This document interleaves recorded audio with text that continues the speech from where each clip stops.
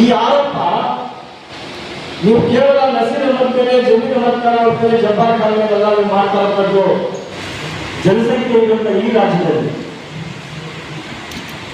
ಈ ಕಾಂಗ್ರೆಸ್ ಪಕ್ಷದ ಸರ್ಕಾರ, ಸಿದ್ದರಾಮಯ್ಯ ಅವರ ನೇತೃತ್ವದ ಸರ್ಕಾರ ಇವತ್ತಿಗೆ ಅಧಿಕಾರಕ್ಕೆ ಬರಬೇಕು ಅಂತ ಹೇಳಿದ್ರೆ ಈ ಸಮಾಜ ಕೂಡ ಮುಖ್ಯ ಕಾರಣ ಅನ್ನುವ ನಿಟ್ಟಿನಲ್ಲಿ ರಾಜಕೀಯವಾಗಿ ಈ ಸಮಾಜಕ್ಕೆ ಪ್ರಾತಿನಿಧ್ಯ ಕೊಡ್ತಾರೆ ಅಂತ ಹೇಳಿ ನಾವೆಲ್ಲ ಕೂಡ ಭಾವಿಸ್ತೀವಿ. ಸರ್ಕಾರ ಫಾರ್ಮೇಷನ್ ಆಗಿದ್ದ ಮೇಲೆ ಕೇವಲ 2 ಮಿನಿಸ್ಟ್ರಿಗಳನ್ನ ಈ ಸಮಾಜಕ್ಕೆ ಕೊಡ್ತಾರೆ. ಆದ್ರೂ ಕೂಡ ಈ ಸಮಾಜ ಸಹಿಸಿಕೊಳ್ತು. ಯಾಕೆ ಸಹಿಸಿಕೊಳ್ತು ಅಂತ ಹೇಳಿದ್ರೆ ಈ ಸಂದರ್ಭದಲ್ಲಿ ಯಾವ ಸರ್ಕಾರವನ್ನು ನಾವು ಮತ ಹಾಕಿ ತಂದಿದ್ದೀವಿ ಆ ಸರ್ಕಾರಕ್ಕೆ ಮುಷ್ಕರ ತರಬಾರದು, ಸಿದ್ದರಾಮಯ್ಯ ನಾಯಕತ್ವಕ್ಕೆ ನಾವು ಧಕ್ಕೆ ತರಬಾರದು, ಅವರನ್ನು ಆಡಳಿತ ಮಾಡಲಿಕ್ಕೆ ನಾವು ಫ್ರೀಯಾಗಿ ಬಿಡಬೇಕು, ನಾವು ಅವರನ್ನ ಟಾರ್ಚರ್ ಮಾಡಬಾರದು ಅಂತ ಒಂದೇ ಒಂದು ಕಾರಣಕ್ಕೆ ಈ ಸಮಾಜ ಸಹಿಸಿಕೊಳ್ತೀವಿ.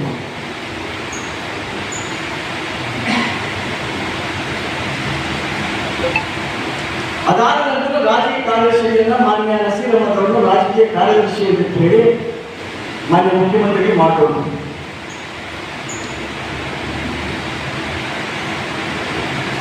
ಒಬ್ಬ ಕಾರ್ಯದರ್ಶಿಯಾಗಿ, ಮುಖ್ಯಮಂತ್ರಿ ಕಾರ್ಯದರ್ಶಿಯಾಗಿ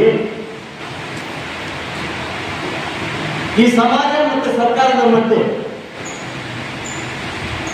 ಈ ಅಲ್ಪಸಂಖ್ಯಾತರ ಸಮಾಜ ಮತ್ತೆ ಸರ್ಕಾರದ ಮಧ್ಯೆ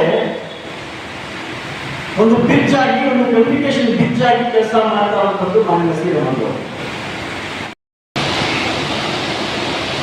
ಈ ಆರೋಪ ನೀವು ಕೇವಲ ನಸೀರ್ ಅಹಮದ್ ಮೇಲೆ, ಜಮೀರ್ ಅಹಮದ್ ಖಾನ್ ಅವ್ರ ಮೇಲೆ, ಜಬ್ಬಾರ್ ಖಾನ್ ಮೇಲೆ ಎಲ್ಲ ಮಾಡ್ತಾ ಇರುವಂತದ್ದು, ಇದರ ಅರ್ಥ ಇಡೀ ಸಮಾಜದ ಮೇಲೆ ನೀವು ಆರೋಪ ಮಾಡ್ತಾ ಇದ್ದೀರ. ಒಂದು ಸಂದೇಶ ಇವತ್ತು ಸಾಮಾನ್ಯ ಅಲ್ಪಸಂಖ್ಯಾತ ಮತದಾರರು ಕೂಡ ಇವತ್ತು ಜಾಸ್ತಿ ಆಗಿದ್ದಾರೆ.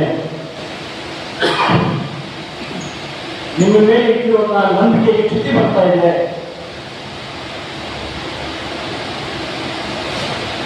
ಸಿದ್ದರಾಮಯ್ಯ ಅವರು ಈ ಸಮಾಜವನ್ನ ಪ್ರೊಟೆಕ್ಟರ್ ಆಗಿ ಇರ್ತಾರೆ ಅಂತ ನಾವು ನಂಬಿಕೆ ಇಟ್ಟಿದ್ದೀವಿ.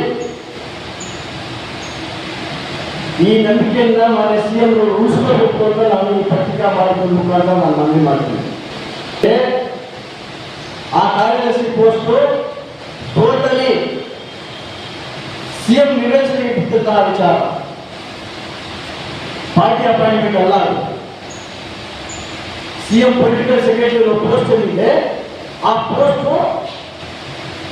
ಟೋಟಲ್ ಆಗಿ ಸಂಪೂರ್ಣವಾಗಿ ಸಿಎಂ ಅವರ ವಿವೇಚನೆಗೆ ಬಿಟ್ಟಿರುವಂತಹ ಪೋಸ್ಟ್.